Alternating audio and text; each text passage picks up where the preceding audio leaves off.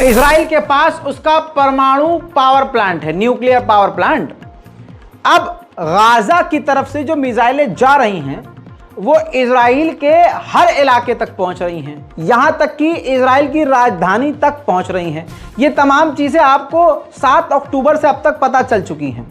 अब पिछले 1-2 हफ्ते से जो मिसाइलें दागी जा रही हैं वो इजराइल के न्यूक्लियर पावर प्लांट की तरफ दागी जा रही हैं। तो 2 हफ्ते से इजराइल के न्यूक्लियर पावर प्लांट को अमेरिका बचा रहा है, ऐसा ईरान की इंटेलिजेंस और ईरान के अधिकारी कह रहे हैं।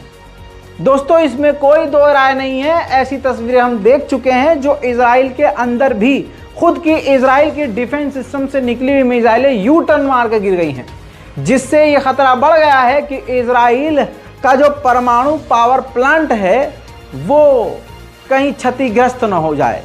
तो अमेरिका की सेना ग्राउंड ऑपरेशन में भी मौजूद है और power plant, nuclear power plant बचाने के लिए भी अमेरिकी टेक्नीशियन मौजूद हैं। इजराइल के स्ट्रैटेजिक प्लानिंग मिनिस्टर, इतने टेढ़े नाम है, जबान में उड़ जाती है मेरी, तो कितनी मेहनत करता हूं मैं।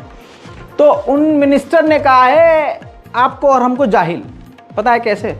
कहा है पूरी दुनिया में जो फिलिस्तीन के समर्थन में रैली निकाल रहे हैं, सड़कों पर उतर रहे हैं, वो परिणाम है, रिजल्ट है कम पढ़े लिखे होने का, जहालत का। वो जाहिल है इसलिए उतर रहे हैं सड़कों पर, और वो फिलिस्तीन के समर्थन में नहीं, यहूदियों के राज्य के विनाश के लिए सड़कों पर हैं, क्योंकि वो जाहिल हैं, पढ़े लिखे नहीं हैं। उधर इजराइल के पूर्व प्रधानमंत्री ने बड़ी बात कही। इजराइल के पूर्व प्रधानमंत्री ने कहा कि नेतन्याहू जो अभी जो प्रधानमंत्री है वो इमोशनली डैमेज है, पूरी तरह से बर्बाद हो चुका है इमोशनली। 7 अक्टूबर के हमले के बाद वो जो है मिस्टर सिक्योरिटी बनना चाह रहा था, लेकिन ऐसा हुआ नहीं, इसका उल्टा हो गया और नेतन्याहू की वजह से देश खतरे में पड़ गया। अब जब तक नेतन्याहू है तब तक इजराइल पर हमले की आशंका और हमले का डर हमेशा रहेगा। उधर जर्मनी ने $323 मिलियन के हथियार अप्रूव कर दिए हैं इजराइल के लिए, जो कि कम से कम पिछले साल के मुताबिक 10 गुना ज्यादा है। भारी मात्रा में अमेरिका के पैसे से इजराइल हथियार खरीद रहा है विदेशों से। रेसिस्टेंट फोर्स के हेड अबू उबैदा ने कहा है कि गाजा में हम इजरायलियों से हर तरफ से लड़ रहे हैं और अब तक 176 इजराइल के आम व्हीकल को हमने तबाह किया है। उधर फिलिस्तीन के इलाके खान यूनिस में खालिद इब्ने अल वलीद नाम की एक मस्जिद, ये देखिए, उसको भी शहीद किया गया है। इजराइल चाहे गाजा हो चाहे फिलिस्तीन, मस्जिदों को स्पेशली निशाना बनाकर तबाह कर रहा है। उधर साउथ अफ्रीका के पार्टी के दूसरी पार्टी, विपक्ष की पार्टी के जो प्रेसिडेंट हैं, उन्होंने काफी खतरनाक बयान दिया। उन्होंने कहा कि war crime, international criminal court, इस तरह की तमाम चीज़ों का इस्तेमाल इजराइल के खिलाफ करना चाहिए और इजराइल की जांच करनी चाहिए जो लगातार वो जेनोसाइड कर रहा है। पूरा बयान आप खुद सुन लीजिए। Kill the Jewish people.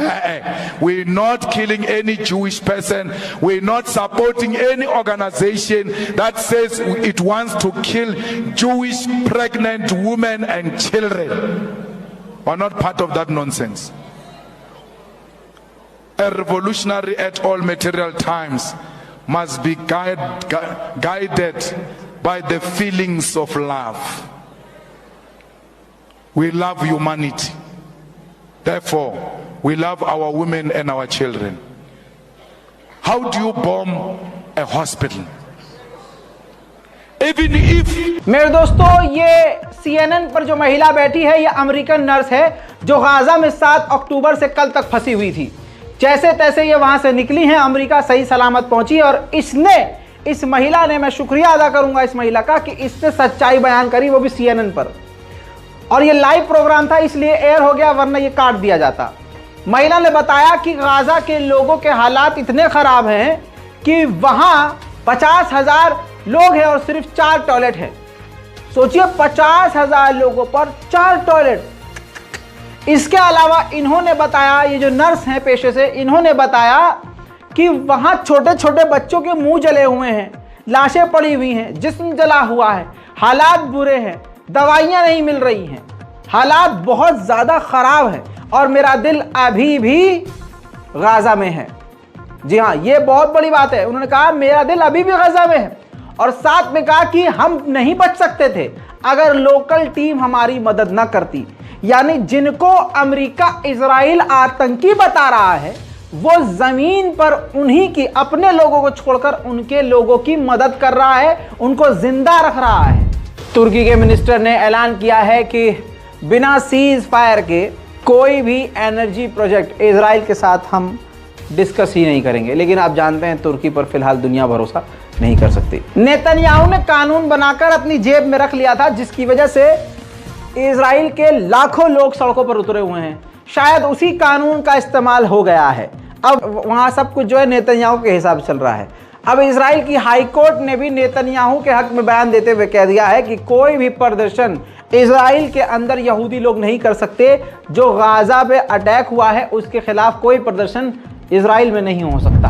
Biden के ऑफिशियल्स, बाइडेन के साथ काम करने वाले काफी टेंशन में हैं, बहुत टेंशन में हैं। यह ऑफिशियल रिपोर्ट है। कहा गया है कि गाजा पर जिस तरह से इजराइल हमले कर रहा है और सिविलियंस को मार रहा है उससे काफी डिस्टर्ब हैं बाइडेन प्रशासन के लोग, लेकिन वो कुछ कह नहीं सकते क्योंकि वो बाइडेन सरकार का इजराइल जो है काफी करीबी अलाय है, अमेरिका का काफी साथी है, हर तरह का साथी है। उधर बाइडेन के प्रशासन का ये मानना है कि इजराइल जो है इस वक्त जिस तरह की हरकत कर रहा है और जिस शिद्दत से वो हमले कर रहा है वो डिफेंस नहीं, वो किसी तरह का बदला ले रहा है। जबकि आप जानते हैं और हम भी जानते हैं कि वो फिलिस्तीनियों का नरसंहार कर रहा है, नकबा 2 कर रहा है, पूरी नस्ल का सफाया कर रहा है ताकि वहाँ की नस्लें तबाह हो जाएं, लोग बर्बाद हो जाएं, लोग वहाँ से हट जाएं, हम ज़मीन पर कब्जा कर लें और वहाँ पर सेटलमेंट करें और यहूदियों को बसाएं। यही सच है और सच कभी बदल नहीं सकता, चाहे इसको कितना भी घुमा लिया जाए। बहरहाल ताज़ा तरीन रिपोर्ट में अभी तक के लिए इतना ही। अगर इससे पहले की तमाम रिपोर्ट्स को नहीं देखा है आपने तो जाकर ज़रूर देखिएगा, तभी आपको ये खबर और अगली रिपोर्ट समझ में आएगी।